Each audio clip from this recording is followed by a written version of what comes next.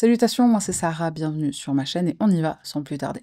L'affaire du jour nous emmène en Alaska, le troisième état le moins peuplé des États-Unis. On est plus précisément à Anchorage, la ville la plus peuplée de l'État. Alors que New York compte 7 256 habitants au kilomètre carré et Los Angeles presque 3 000 habitants au kilomètre carré, à Anchorage on compte seulement 58 habitants au kilomètre carré. Pas si étonnant pour l'une des villes les plus au nord de la planète. Anchorage est plus urbaine que tout le reste de l'Alaska et la ville est dotée de toutes les commodités. Restaurants, musées, cinéma, théâtre, etc. Mais à ses portes se trouve la nature, des montagnes, des forêts, et bien sûr les prédateurs qui vont avec, des ours, des loups, des coyotes ou encore des gloutons. Et en parlant de gloutons, niveau bouffe, on y sert de la saucisse d'élan, tout ce qui se fait à base de saumon et en dessert du crumble au baies sauvage. Je suis obligée de faire une parenthèse bouffe. Malgré ces réjouissances culinaires, il ne semble pas faire si bon vivre à Anchorage. Le site Area Vibes attribue une note aux villes en fonction du confort de vie de leurs habitants, et c'est un F pour Anchorage. Et en même temps, ça se comprend puisque le climat n'est pas vraiment hospitalier.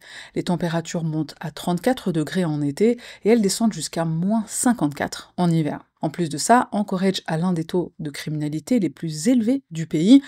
Pourtant, il n'y a personne, mais c'est comme ça. En 2022, un total de 3289 crimes violents sont commis à Anchorage, soit 211% de plus que la moyenne nationale. Ces crimes sont peut-être favorisés par l'immensité rurale de l'État. Il y a beaucoup d'endroits qui ne sont accessibles qu'en avion, en hélicoptère ou en traîneau. Dans ces zones isolées au milieu des forêts, les forces de l'ordre ont du mal à y avoir accès. Les effectifs de police sont installés dans les grandes villes et ne se rendent qu'en cas de besoin dans les petites communautés. Peut-être que ce manque de surveillance, de présence, conjugué à la grande superficie inhabitée, facilite les crimes. Malgré ça, les locaux continuent d'y vivre, ils profitent de la nature pour pêcher, pour chasser ou tout simplement pour faire des randonnées dans les nombreux parcs nationaux alentours. Cynthia Hoffman, qui préfère qu'on l'appelle Sissi, naît le 8 octobre 1999 à Anchorage. Elle a 6 frères et sœurs et tous s'entendent très bien. Depuis toujours, Sissi a de bonnes relations avec ses parents, Timothy et Barbara. Les Hoffman sont une famille très aimante et soudée. La vie de Sissi est challengée par un retard de développement. Alors qu'elle a 19 ans, elle a la capacité mentale d'une personne de 12 ans. Elle a du mal à concevoir la malveillance et elle approche la vie avec beaucoup de naïveté. Elle est ouverte, elle est loyale et elle est très appréciée par ses proches pour ses qualités. Elle est aussi très travailleuse, elle ne laisse pas son handicap la ralentir. Au lycée, elle sort diplômée à 18 ans. Et c'est d'ailleurs là qu'elle rencontre sa meilleure amie, Denali Bremer. Denali a 1 an de moins que Sissi, et le jour où elles se rencontrent, elles deviennent inséparables.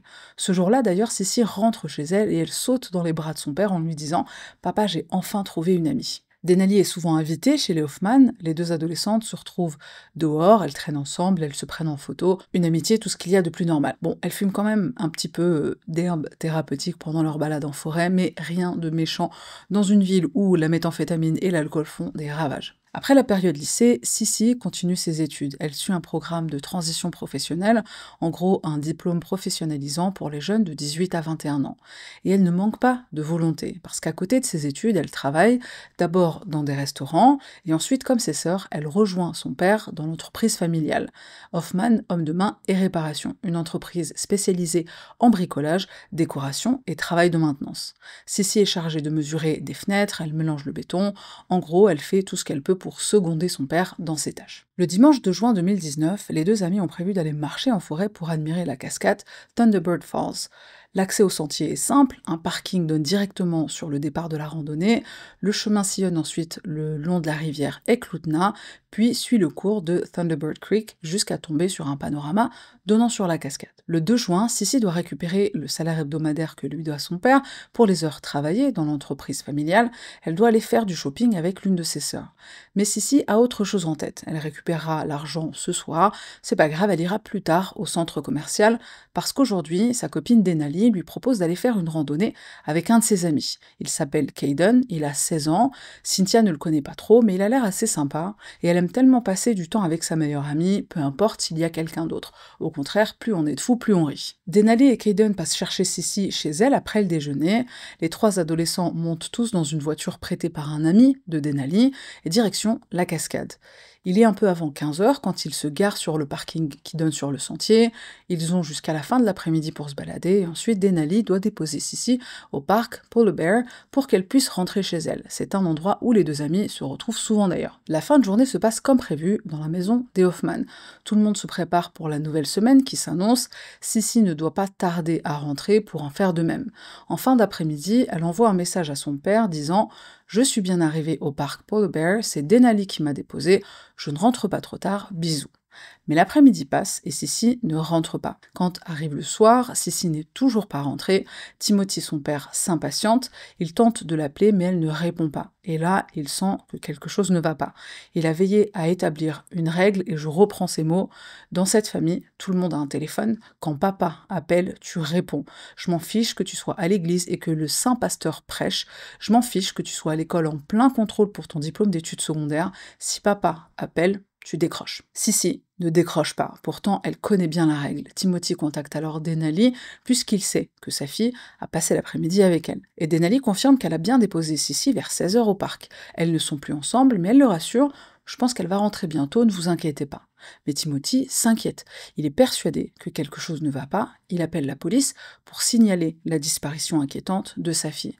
Et comme c'est malheureusement souvent le cas, on lui dit d'attendre 24 heures. Sissi, elle a 19 ans, elle est majeure. On estime que même si ça pourrait être une disparition, ça peut tout aussi bien être un départ volontaire, ou bien elle va simplement rentrer un peu plus tard que prévu. Et Timothy a beau insister, elle a un trouble du développement, elle est plus proche d'une enfant de 12 ans que d'une jeune de 19 ans. Rien n'y fait. Au revoir monsieur et à demain. Quand on sait que les premières heures qui suivent une disparition sont primordiales, et quand on sait qu'un parent connaît son enfant et qu'il ne va pas déclarer une disparition comme ça, si vraiment il y avait la probabilité d'un simple retour à la maison tardif, on se demande pourquoi aujourd'hui encore la police ne prend pas toujours au sérieux de tels signalements. Évidemment, Timothy ne va pas rentrer chez lui, se poser sur son canapé et laisser passer 24 heures en regardant la télé. Pour lui, la question ne se pose même pas. Il part à la recherche de sa fille. Il arpente la ville sur sa moto. En quelques heures, il réunit des voisins, des amis, de la famille, et ensemble, ils cherchent les bois alentours, en commençant par le parc Polar Bear. Mais ils ne trouvent rien. Les recherches continuent le lendemain. Timothy va convoquer tous ses potes motards du gang des BLC Warriors, et ils partent en convoi parcourir les environs d'Anchorage à moto. Ça, c'est un daron comme on les aime. Timothy contacte également les médias locaux. Il lance des appels sur les réseaux sociaux et à la radio. Denali s'inquiète de son côté, elle aussi, et elle échange des SMS avec Timothy. Je commence à m'inquiéter. Est-ce qu'elle va bien? J'espère qu'elle rentrera saine et sauve, c'est ma meilleure amie. Ensuite, elle va donner les noms de certains garçons qui ne lui inspirent pas confiance. Elle finit par « Je l'aime aussi ». Je veux le meilleur pour elle et je veux qu'elle revienne. Les recherches continuent, les forces de l'ordre arrivent en renfort, après 24 heures de recherche épuisante pour Timothy et ses proches. Épuisante et surtout infructueuse, Sissi est toujours introuvable. Le mardi 4 juin 2019, 2 jours après la disparition de Sissi, la police est appelée sur le bord de la rivière Eklutna, près de la cascade Thunderbird, à 30 minutes au nord d'Anchorage. Un corps a été retrouvé. Très vite, ce corps est identifié, il s'agit de la jeune Cynthia Hoffman. Elle est étendue sur la rive, elle est bâillonnée, ses pieds et ses mains sont attachés avec du gros scotch. Elle a reçu une balle à l'arrière de la tête. Des agents de police se rendent au domicile des Hoffman, ils frappent à la porte, Timothy ouvre, il les regarde et il demande « Elle est morte, c'est ça ?» Et les policiers répondent oui. Timothy dira quelques jours plus tard « Quand Sissi n'est pas rentrée à la maison le premier jour, j'ai tout de suite su que quelque chose n'allait pas. Quand elle n'est pas rentrée à la maison le deuxième jour, j'ai su que la police allait venir frapper à ma porte un jour ou l'autre. » Le travail du médecin légiste prend quelques jours, puis le corps de Sissi est rendu à sa famille. Le 8 juin, le cercueil de la jeune Cynthia Hoffman, 19 ans, est escorté par Timothy, sa famille éplorée et leurs amis motards jusqu'au cimetière. Et il ne va pas falloir plus longtemps à la police pour boucler son enquête. La disparition et le meurtre de Sissi sont tellement violents et incompréhensibles qu'ils font beaucoup de bruit dans la région. Tout le monde est au courant à Anchorage de ce qui est arrivé à la jeune fille. Les médias locaux en parlent dès le lendemain. Le 3 juin, un membre de la famille d'une des dernières personnes à avoir vu Sissi en vie appelle la police et explique que Denali et Caden ont parlé. Ils ont avoué avoir commis le crime. Cette personne ne sait pas où ça s'est passé, elle n'a pas plus de détails à apporter et elle n'a pas revu les adolescents depuis. Elle raconte qu'au début, elle ne les a pas crus, mais qu'elle a vu partout à la télé l'histoire de Cynthia Hoffman et elle pense maintenant que les deux disaient vrai. Denali et Kayden sont donc interrogés dans la foulée. Mais ni Kayden ni Denali ne disent savoir quoi que ce soit. Tout ce qu'ils savent, c'est qu'ils ont déposé Sissi au parc, comme elle l'a demandé. Ils ne l'ont pas revue depuis. Est-ce que Sissi a des ennemis? Ils ne le savent pas. Est-ce que quelqu'un lui en veut? Est-ce que c'est le fait d'un monstre qui était de passage? On se le demande. Mais le 6 juin, d'après certaines sources, une vidéo postée sur Snapchat montre Denali qui bredouille quelque chose, elle est en pleurs, c'est une genre de confession ou des excuses. Si je pouvais revenir en arrière, je le ferais. Je suis désolée, je suppose que vous allez entendre parler de moi, je ne voulais pas le faire, je ne voulais pas le faire. Et en arrière-plan, on aperçoit Kayden qui fait les 100 pas. La vidéo est signalée à la police et Denali et Kayden sont tous les deux arrêtés. Denali décide alors de dénoncer Kayden. Voici ce qu'elle raconte. La journée se passe normalement, les trois amis se retrouvent, ils fument un joint et ils décident d'aller se balader et admirer la cascade. Et là, ils ont une idée. Venez, pour s'amuser, on s'attache les mains et les pieds avec du scotch et on se prend en photo. Excellente idée, nous sommes d'accord. Ils attachent donc Sissi, avec son accord évidemment, selon la version de Denali. Ils la prennent en photo et d'un coup, Denali sort un pistolet, elle la met en joue, et là Sissi panique, bien sûr il y a de quoi, elle s'agite, elle est terrorisée, Denali lui retire le scotch des mains et de la bouche, et elle essaie de lui parler pour la calmer, mais Sissi ne se calme pas, elle hurle, elle va appeler la police et les dénoncer pour kidnapping. Cette blague ne la fait pas rire du tout. Elle attrape son téléphone, et là, d'après Denali, Kayden panique à son tour, il arrache l'arme des mains de Denali, il vise Sissi et il tire. Sissi est touchée à la tête, elle s'écroule, mais apparemment elle n'est pas morte, elle convulse. Denali panique, elle et Kayden vont pousser Sissi dans la rivière, après ça ils quittent les lieux, ils font comme si de rien n'était. Denali va simuler sa tristesse auprès de Timothy, mais elle jure que le meurtre n'est pas prémédité. Kayden avoue que c'est bien lui qui a tiré et Denali est relâché. Par contre, il a oublié de préciser. C'est Denali qui a amené l'arme à feu, c'est pas lui. Dans le même temps, le téléphone de Denali est passé au crible, et il va révéler bien des choses. Le 7 juin, Denali est arrêté à nouveau, et pour de bon cette fois. Penchons-nous sur son cas. Denali Bremer naît le 12 février 2001, elle grandit à Anchorage, dans un environnement très dysfonctionnel. Troisième d'une fratrie de 5, que des filles, elle grandit dans un foyer où les négligences et les abus sont monnaie courante. Leur mère et parfois ses petits amis font pleuvoir les coups. Les abus atteignent leur paroxysme quand un des copains de leur mère tue leur petite sœur de 2 mois, Gabrielle. Il la roue de coups, elle ne survit pas à cette attaque. Tous les enfants sont alors retirés du foyer. Denali est adoptée à l'âge de 18 mois. On ne sait pas grand-chose de son enfance après son adoption. On sait qu'elle fréquente le lycée Service, où elle obtient son diplôme et où elle fait la rencontre de Sissi. On sait également que Denali tombe enceinte à un moment donné et elle placera son bébé à l'adoption juste après la naissance. En 2019, 6 mois avant le drame, Denali reprend contact avec sa mère biologique, Nicole House. Et tu te rappelles cette histoire d'aveu sur Snapchat qui permet à la police d'arrêter Denali et Kayden la première fois, dès le lendemain du meurtre? Et ben c'est Nicole, la mère biologique de Denali, qui dénonce sa fille et son pote Kayden. Ce qu'on sait aussi de Denali, c'est qu'elle aime se présenter sous différents alias, Denali Bremer, Dakota Smith. Elle est d'ailleurs connue par les Hoffman sous le nom de Angela. Et sur les réseaux, son pseudo c'est Angel. Et c'est sur Snapchat plus précisément qu'elle fait la rencontre en 2019 d'un certain Tyler, son petit ami, un riche millionnaire qui habite dans le Kansas. On ne sait pas exactement quand, mais quelques mois avant le meurtre de Sissi, Tyler et Denali échangent leur premier message. Tyler envoie à Angel, a.k.a. Denali, une photo de lui dans sa maison de New Salisbury, dans l'Indiana. Les messages continuent, les deux adolescents flirtent, ils se rapprochent jusqu'à s'appeler bébé, ils en viennent à échanger leurs secrets et leurs fantasmes. Et il a des fantasmes vraiment pas très catholiques, le Tyler. Notamment un fantasme concernant un meurtre, ou plutôt un viol suivi d'un meurtre. Il en fait part à sa douce Angel, Denali, et elle ne semble pas choquée. Elle aime au contraire l'attention qu'il lui porte, c'est une rebelle, une femme forte, donc elle peut tout entendre de son amoureux, même des choses difficiles, ou plutôt chelous et criminel. Et quand on a passé toute sa vie à Anchorage, un millionnaire dans l'Indiana, ça fait rêver. Ce riche petit ami est peut-être une porte de sortie de cette vie médiocre. Tyler se sent à l'aise, il continue de parler de ses fantasmes déviants, et un jour, la proposition tombe. Tyler offre à Denali 9 millions de dollars pour le viol et le meurtre d'une femme en Alaska, à condition qu'elle lui envoie des photos et des vidéos de l'acte. Denali avait tout le temps de renoncer, de dénoncer Tyler, mais non, Elle s'est plutôt dit jackpot. Dans une horrible logique, Denali se dit que cette personne à battre, ça va être Sissi, parce qu'elle est son amie la plus proche, elle est crédule, elle lui fait confiance.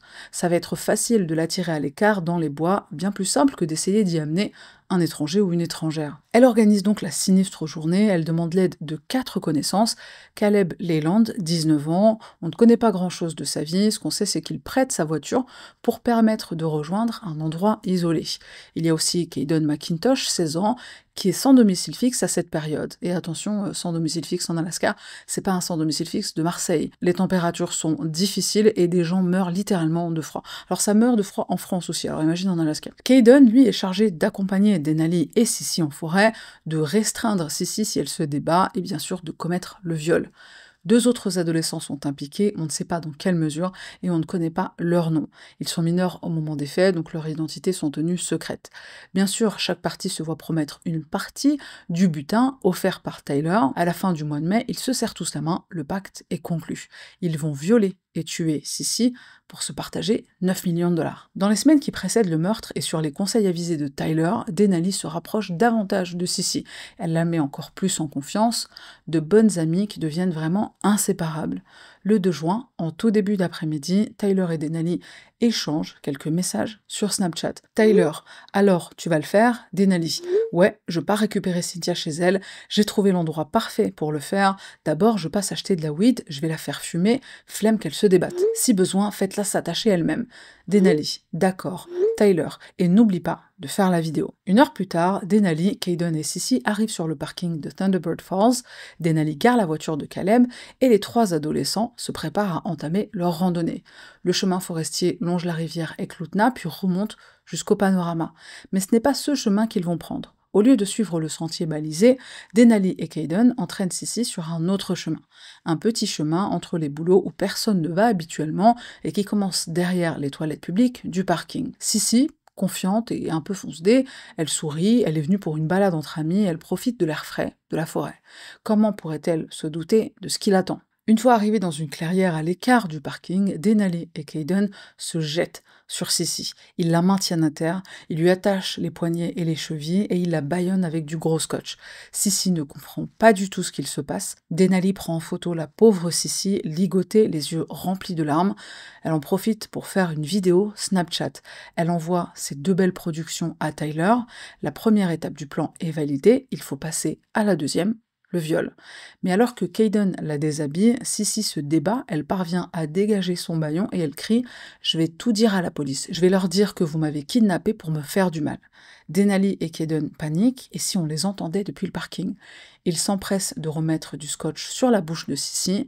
Tant pis pour le viol, il faut en finir. Denali braque Sissi avec le pistolet 9 mm qu'elle a apporté, qu'elle a volé à ses parents adoptifs. Elle ordonne à Sissi de se mettre à genoux. D'une main, elle pose le canon de l'arme sur la nuque de Sissi, et de l'autre, elle tient son téléphone pour filmer son acte. Tyler, bien au chaud dans l'Indiana derrière son écran, ne manque pas une miette de la scène. Sissi ne peut pas appeler à l'aide, elle ne peut pas supplier, mais elle comprend très bien ce qu'il se passe et comment ça va finir. Elle se met à pleurer. Denali hésite, elle n'arrive pas à tirer. Est-ce qu'elle prend conscience de ce qu'elle est en train de faire, de ce qu'elle est sur le point de faire? Est-ce qu'elle veut annuler son plan macabre? Pas du tout. Elle va simplement tendre l'arme à Caden et elle va lui dire « Fais-le toi, bute-la ». Sans réfléchir, Caden prend l'arme, il vise l'arrière de la tête de Sissi et il tire à bout portant. Le téléphone de Denali filme encore.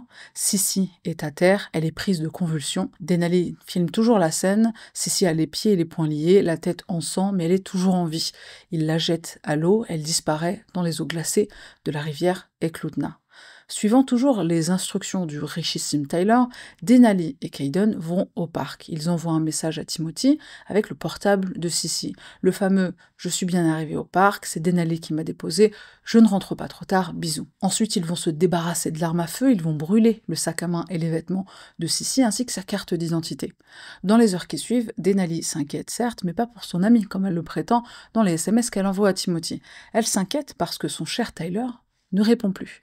Elle commence à comprendre qu'elle a assassiné une innocente pour 9 millions de dollars imaginaires et qu'en plus elle a documenté tout son crime. Évidemment, il n'y a jamais eu d'argent et ce Tyler n'existe pas d'ailleurs. Le catfishing, c'est quoi? Alors le catfishing, c'est le fait de fabriquer une fausse identité en ligne pour tromper quelqu'un dans une fausse relation, souvent avec l'intention de troller ou d'escroquer la victime en la convainquant d'envoyer de l'argent. Mais il existe plein de formes de catfishing pour différentes raisons. Parfois, ça peut être bien pire, comme dans cette affaire.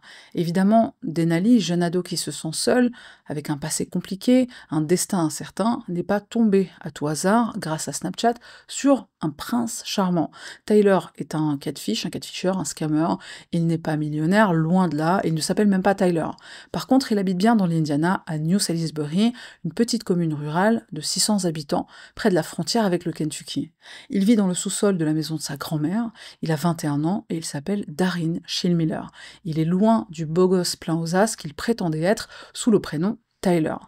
Et il est déjà connu des services de police. Adolescent, c'est le mec chelou du quartier, il est très timide, il a des problèmes à l'école, il est un peu harcelé et il n'a pas de très bonnes notes. Il aime déjà, à cette époque, créer des faux comptes sur les réseaux sociaux pour demander aux filles de son école de lui envoyer des photos d'elle. Jaden Paul, une ancienne camarade de classe au collège et au lycée, raconte « Il a toujours eu un problème avec la pornographie, et peut-être même avec la pédopornographie. Elle est à l'époque 2 classes en dessous de lui et il lui demande sans relâche des photos d'elle en bikini et une fois même en utilisant un faux profil. Mais ses exploits ne s'arrêtent pas là. Plus tard, après l'école, il s'illustre à nouveau. Au fur et à mesure que les années passent, ses camarades de classe deviennent parents. Il demande alors aux jeunes mamans de lui envoyer des photos de leurs enfants. Au sein d'une communauté de seulement 600 personnes, il faut vraiment être débile parce que évidemment ça va se savoir et très vite. Darin recrute des femmes sur les réseaux sociaux pour tenter d'obtenir des images. Il demande des photos de couches de bébés sales ou même des photos de bébés directement. Et pire encore, il demande une fois à une femme d'envoyer une vidéo d'elle en train, j'arrive pas à croire que je vais combiner ces mots ensemble, en train de faire une fellation à son bébé. Après avoir été dénoncé par plusieurs de ces femmes, Darin fait l'objet d'une enquête du FBI pour pédopornographie. Et ça se passe en 2018. Des dizaines de faux profils en ligne de Darin sur plusieurs années, sur plusieurs plateformes de réseaux sociaux sont alors identifiés. Et les thèmes communs, un fort désir de se faire des amis, de trouver des amis et de connecter avec des femmes. Mais l'affaire est classée sans suite, donc apparemment tu peux demander ce genre d'image à des mamans sans être inquiété par la justice. Le 9 juin 2019, Darin/Tyler est arrêté et interrogé par des agents fédéraux et par la police de l'État de l'Indiana dans le cadre du meurtre de Cynthia Hoffman. Denali, qui apprend depuis sa cellule que Darin l'a catfiché, décide de le traîner avec lui. Elle raconte le pacte. Et en même temps, avec leurs échanges, ça n'aurait pas pris beaucoup de temps à la police pour remonter jusqu'à lui. Darin avoue son implication, il est le cerveau derrière le meurtre de Sissy. Il a manipulé Denali pour qu'elle réalise son sinistre fantasme. Et c'est pas tout. Au cours de l'enquête pour le meurtre de Sissy, le portable de Denali va révéler d'autres horreurs. Tyler, une fois bien en confiance avec Denali, une fois qu'il commence à s'appeler bébé, il a compris qu'il peut manipuler à sa guise la jeune femme, la jeune adolescente. Il ne va pas hésiter à passer commande. L'enquête révèle 2 affaires de pédopornographie sur le même fonctionnement. Darin commande, Denali s'exécute. Darin ordonne à sa chérie d'agresser sexuellement une fille de 8 ou 9 ans, de filmer l'agression et de lui envoyer la vidéo. Pas de problème, Denali est partante. Darin lui demande de violer une jeune femme de 15 ans, de filmer et de lui envoyer la vidéo. Pas de problème, Denali est encore et toujours partante. On ne sait pas qui sont ces victimes, elles sont mineures, donc leurs identités sont protégées. On ne sait pas comment Denali les a trouvées non plus. L'enquête est bouclée, le procès se prépare, et c'est 6 accusés qui sont présents à la cour dans cette affaire. Le procès débute, 6 adolescents et jeunes adultes sont accusés d'avoir comploté et orchestré le meurtre de Cynthia Hoffman. Les 2 mineurs anonymes sont poursuivis devant le tribunal pour enfants, mais on n'a pas de détails sur leur implication. Tout ce qu'on sait, c'est qu'ils sont actuellement en détention. Caleb Leland, 19 ans, qui en a 15 au moment du meurtre, plaide coupable pour meurtre au second degré, donc sans préméditation, pour avoir prêté sa voiture, sachant très bien à quoi elle allait servir. Il est condamné à une peine de prison ferme de 40 ans, suivie de 10 ans de sursis. Pendant le prononcé de sa sentence, Caleb dira « Je suis vraiment désolé, j'ai honte de ce crime haineux ». Caden McIntosh, 20 ans, qui en a 16 au moment du drame, plaide non coupable pour meurtre au premier degré. Il encourt une peine de 30 à 85 ans de prison. Il est en attente de son procès qui doit se tenir en novembre 2024. Il est actuellement incarcéré au département correctionnel de l'Alaska et il n'est pas éligible à une libération conditionnelle. Denali Bremer, 23 ans, 19 ans au moment des faits, est inculpé devant le tribunal d'État pour pour meurtre au premier degré et elle plaide coupable. Le juge de la Cour supérieure d'Anchorage, Andrew Peterson, accepte son accord de plaidoyer. Et dans le cadre de cet accord, les accusations de complot en vue de commettre un meurtre, de sollicitation de meurtre, de falsification de preuves matérielles et les 2 accusations de meurtre au second degré sont abandonnées. Patrick Mackay, procureur adjoint du district d'Anchorage, déclare « Denali Bremer s'est livrée à l'un des crimes les plus graves d'Alaska. Elle a exécuté Cynthia Hoffman dans le cadre d'un complot de meurtre contre rémunération. Elle a conspiré avec de nombreuses autres personnes en Alaska et ailleurs, y compris des mineurs, modifiant à jamais la vie de chacun. Elle n'a peut-être pas appuyé sur la gâchette, mais cela ne serait jamais arrivé sans Denali Bremer. Denali risque de 30 à 99 ans de prison sans sursis et elle est finalement condamnée à 99 ans de prison sans sursis. Elle est qualifiée par le juge Andrew Peterson de l'un des pires délinquants qu'il ait jamais rencontré.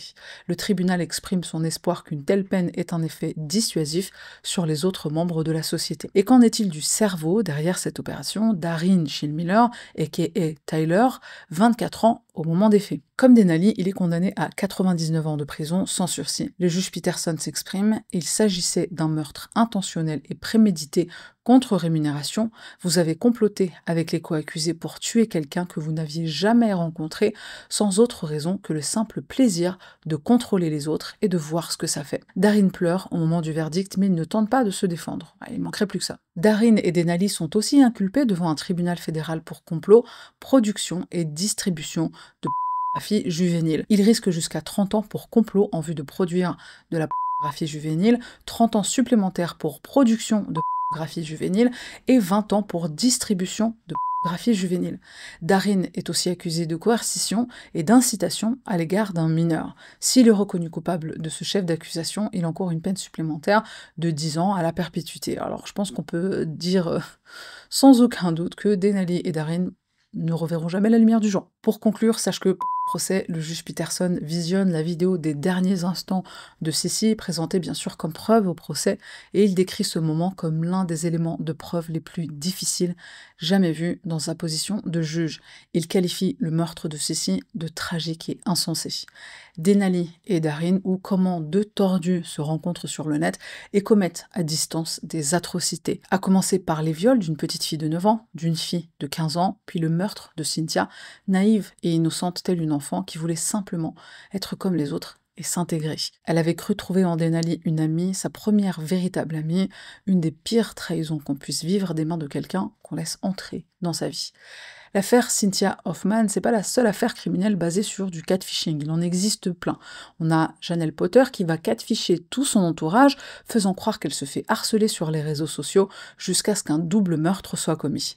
Mary Schill qui va catfisher 2 hommes en ligne en utilisant les photos de sa propre fille, ce qui va créer un triangle amoureux mortel.